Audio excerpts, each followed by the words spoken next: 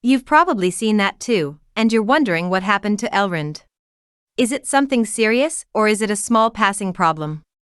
A drop of over 90% in a few seconds would scare anyone, no matter how optimistic.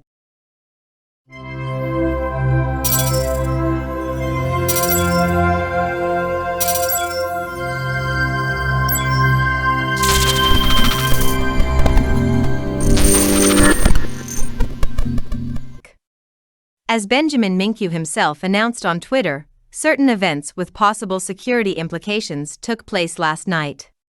The team is working hard to identify the problem and is grateful for the huge support they receive from the community.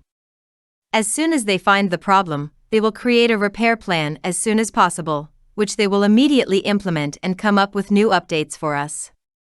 Very recently, however, they announced that they have made great progress and that in the next few hours we will receive new news from them.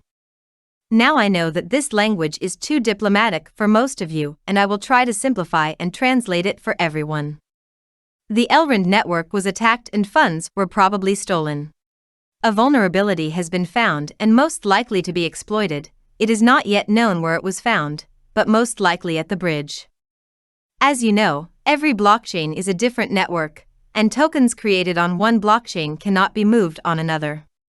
In our example, ESDT tokens, i.e. those created on the Elrond network, cannot be transferred to Ethereum or vice versa.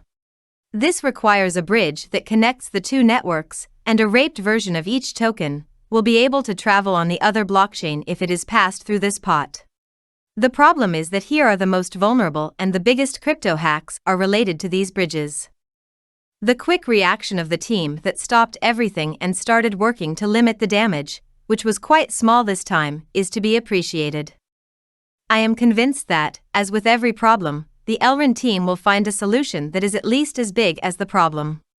The crypto industry is in its infancy, and those who are developing now are the ones who are paving the way for those who will follow in the industry.